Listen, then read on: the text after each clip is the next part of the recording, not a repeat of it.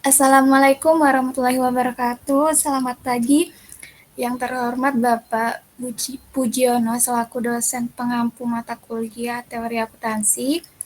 Pada kesempatan kali ini saya Alisa selaku moderator kelompok 2 izin membuka presentasi yang berjudul Hubungan Laba dan Harga Saham.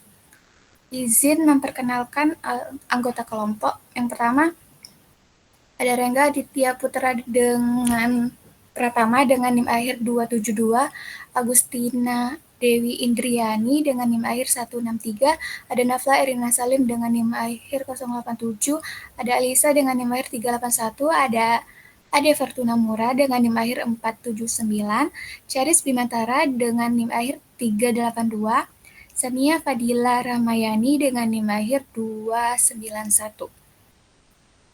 Baik, selanjutnya sesi pembahasannya akan dibacakan oleh rekan saya.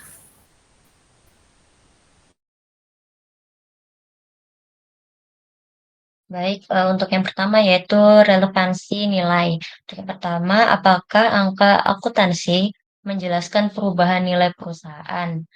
Nah, di sini itu ada dua jawaban. Yang pertama itu paling tidak informasi akuntansi menjadi estimator antara informasi akuntansi dan variabel nilai perusahaan.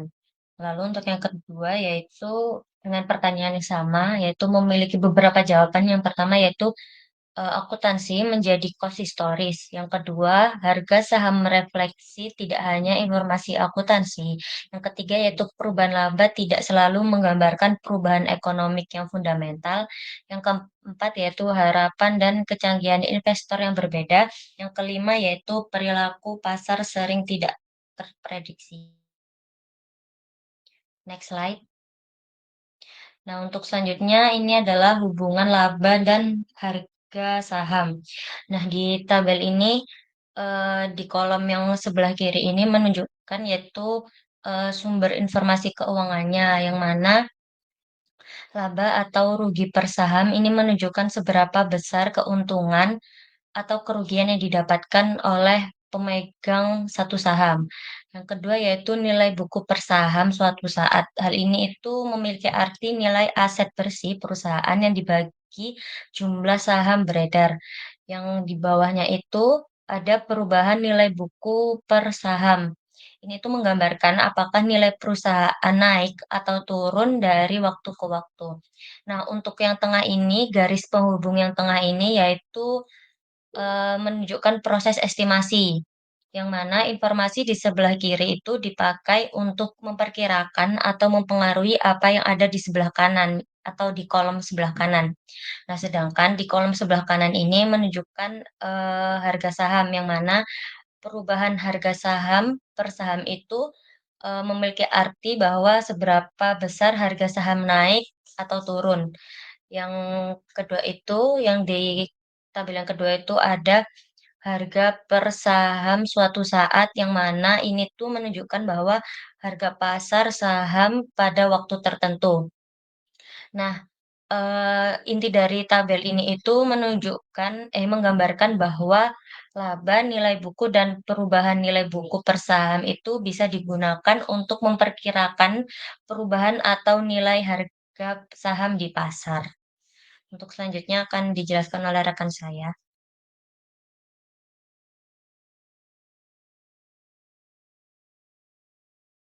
Selanjutnya ada definisi laba. Secara umum, definisi laba adalah tambahan kemampuan ekonomi yang ditunjukkan oleh peningkatan modal dalam suatu periode. Berasal dari aktivitas produktif. Dapat digunakan atau ditarik tanpa mengurangi kemampuan ekonomi yang semula. Karakteristiknya adalah berkaitan dengan kekayaan atau modal, diukur dalam periode tertentu, dapat dinikmati atau didistribusikan dengan syarat modal awal tetap terjaga. Next slide. Selanjutnya ada tujuan pelaporan laba. Laba berfungsi sebagai pengukur efisiensi dan kinerja entitas manajemen. Lalu selanjutnya, dasar penentuan pajak, alokasi sumber ekonomi, tarif jasa publik. Yang ketiga ada sarana kontrak utang piutang, kompensasi, motivasi, dan pembagian dividen. Next slide.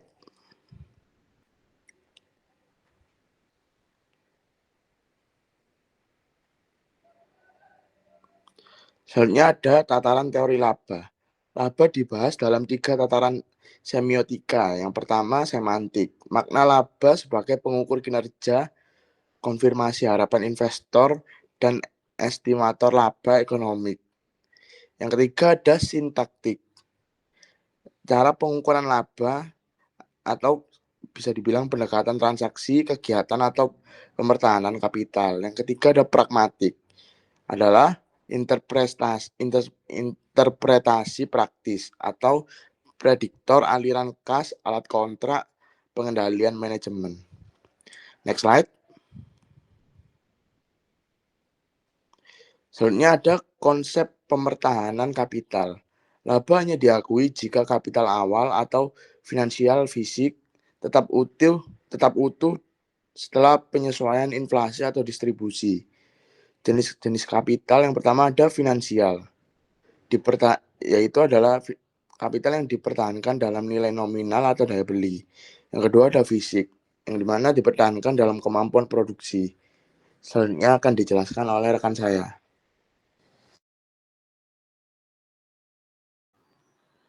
Nah, kali ini kita masuk pada teori entitas dan laba. Implikasi dari teori entitas yang pertama di sini itu menentukan bentuk persamaan akuntansi. Ada komponen laba dan penerimaan laba, misalnya pemegang saham versus kreditur. Contoh konsep entitas yakni usaha bersama, dana pemerintah, atau entitas fiskal. Nah, aset liquid sama dana saldo dana. Lalu ada aplikasi empiris. Ini masuk pada pengujian kandungan informasi laba. Yang pertama ada model regresi, yaitu untuk menguji asosiasi laba atau unexpected earnings dengan return saham abnormal return. Nah, selanjutnya yakni laba akuntansi atau konvensional. Laba akuntansi atau konvensional, laba ini mendefinisikan sebagai selisih pendapatan dan biaya yang diukur dan disajikan atas dasar prinsip akuntansi berterima umum atau PABU. Nah, ada kelemahan-kelemahannya. Yang pertama, tidak bermakna semantik. Yang kedua, berfokus pada pemegang saham. Yang ketiga, PABU atau memberi peluang perbedaan antar entitas. Yang keempat, berbasis cost historis. Dan yang terakhir, hanya sebagian masukan informasi bagi investor. Nah, selanjutnya yakni tataran teori laba. Tadi juga sudah dijelaskan ya oleh Mas Charis juga. Sekarang juga ini berbeda dengan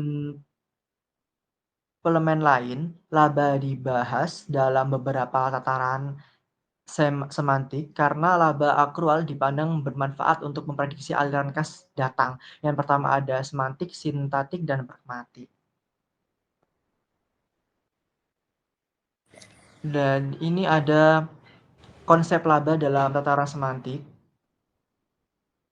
Di sini ada konsep laba dalam tataran semantik, yakni membahas bagaimana laba dimaknai atau diharapkan, berfungsi, serta apa makna yang seharusnya melekat pada laba. Yang pertama ada pengukuran kinerja, ada konfirmasi harapan investor, dan yang terakhir ada estimator laba ekonomi. Kalau soalnya bisa dijelaskan rekan saya.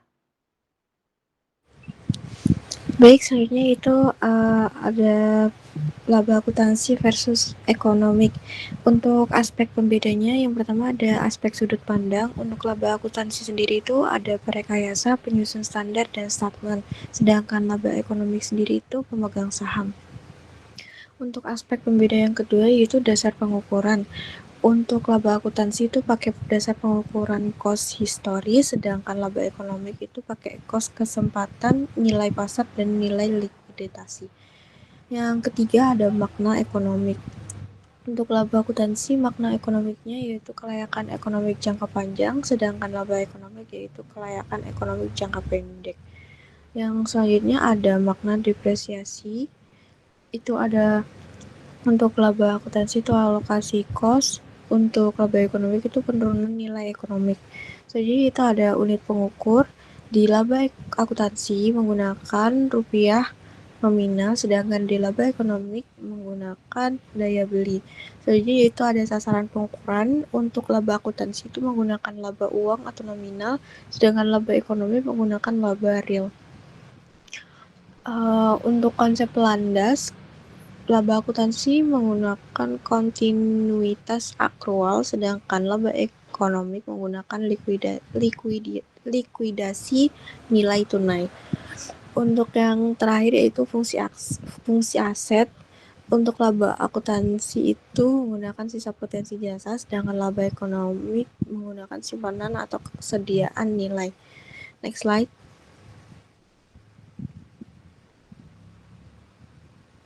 Selanjutnya yaitu saya akan menjelaskan tentang historical cost. Biaya historical mengacu pada jumlah uang tunai atau setara kas yang akan dibayarkan untuk memperoleh aset atau jumlah kewajiban secara kas. Selanjutnya itu ada akuntansi biaya historis, yaitu dicirikan utama oleh 4 aspek. Yang pertama yaitu penggunaan biaya historis sebagai atribut unsur-unsur laporan keuangan. Yang kedua ada asumsi unit moneter yang stabil. 3. Prinsip pencocokan. Keempat, prinsip realisasi. Dengan demikian, pendapatan biaya historis atau pendapatan akuntansi adalah selisih antara pendapatan realisasi dan biaya historis yang sesuai. Next slide. Selanjutnya yaitu laporan keuangan biaya historis. Laporan keuangan biaya historis memiliki karakteristik yaitu berisi kesalahan waktu, lalu mengandung kesalahan unit pengukuran, dan dapat ditafsirkan karena didasarkan pada konsep pemeliharaan uang dan atribut yang dinyatakan dalam jumlah dolar. Lalu tidak relevan karena perintah barang tidak diukur. Lalu untuk makna labanya, yang pertama ada kenaikan kemakmuran atau kapital, yang kedua ada kenaikan dalam suatu periode, yang ketiga dapat dinikmati, didistribusi, atau ditarik oleh entitas yang menguasai atau mempunyai klaim terhadap kemakmuran atau kapital asalkan kemakmuran awal tetap dijaga keutuhannya. Karakteristik 3 didasarkan atas konsep pemertahanan kapital. Bisa next slide. Selanjutnya yaitu laba versus kapital. Laba memiliki makna aliran atau flow, sedangkan kapital bermakna sediaan atau simpanan. Dalam konteks periode waktu, keduanya saling berkaitan dengan analogi tangki air. Istilah kapital diserap menjadi kapital untuk membedakannya dengan modal yang telah digunakan sebagai padan kata equity. Kapital lebih generik daripada modal, sehingga modal adalah kapital dari sudut pandang pemegang saham atau shareholders. Selanjutnya akan dijelaskan oleh rekan saya.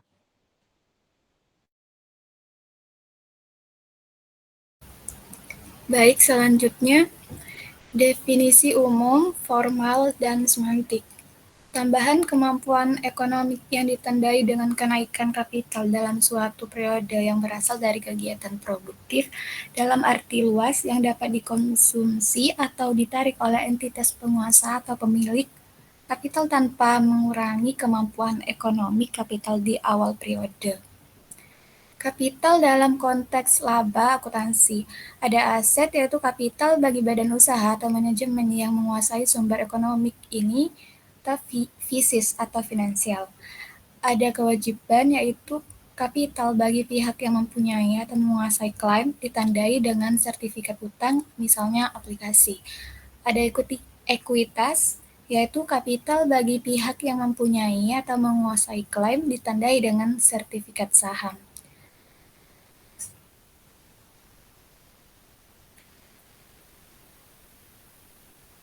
Konsep pemertahanan kapital. Konsep penting dalam pemaknaan laba secara semantik. Karakteristiknya yaitu 1. Kembalian atas investasi versus pengembalian investasi. 2. Transaksi operasi versus transaksi dengan pemilik. 3. Membatasi distribusi ke pemilik dalam rangka mempertahankan kapital awal periode. 4. Menuntut jumlah rupiah untuk penyesuaian kapital dalam rangka pemertahanan kapital. 5. Penerapan pendekatan aset kewajiban dalam penilaian. Selanjutnya, rekan saya.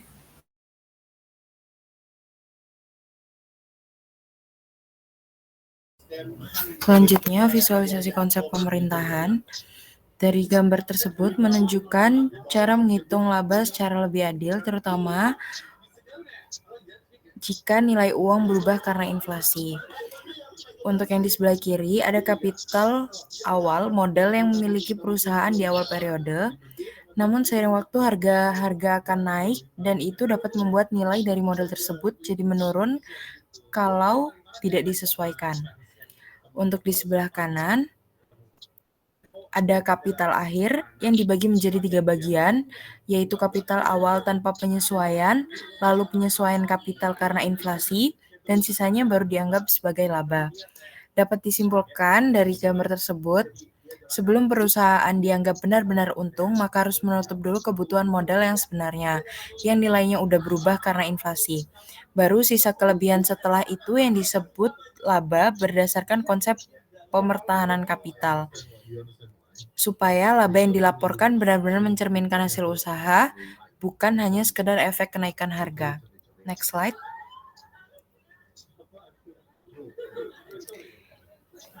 Konsep laba dalam tataran sintaktik membahas bagaimana laba diukur, diakui, dan disajikan. Yang pertama pendekatan transaksi, kedua pendekatan kegiatan, ketiga pendekatan pemertahanan kapital. Masalah teoretis tataran sintaktik. Yang pertama pendekatan transaksi pada transaksi dan kegiatan setara dengan konsep realisasi dan pengimpunan dalam pendapatan. Yang kedua, pendekatan transaksi dan kegiatan menganut pendapatan biaya dalam pengukuran dan penilaian elemen. Yang ketiga, pendekatan pemertahanan kapital menganut pendekatan aset kewajiban dalam pengukuran dan penilaian elemen. Next slide.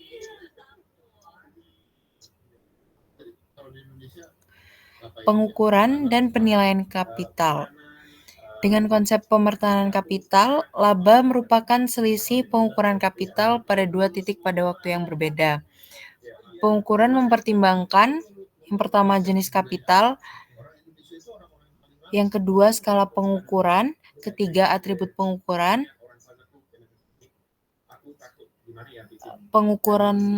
Selanjutnya, pengukuran laba dengan konsep pemertahanan kapital. Yang pertama kapitalisasi aliran kas harapan, 2 penilaian pasar, 3 setara kas sekarang, 4 harga masukan historis, 5 harga masukan sekarang, dan yang terakhir pemertahanan daya beli. Saya kembalikan ke moderator. Baik, sekian presentasi dari kelompok kami. Mohon maaf apabila terdapat kesalahan dalam sesi presentasi kali ini. Terima kasih. Wassalamualaikum warahmatullahi wabarakatuh.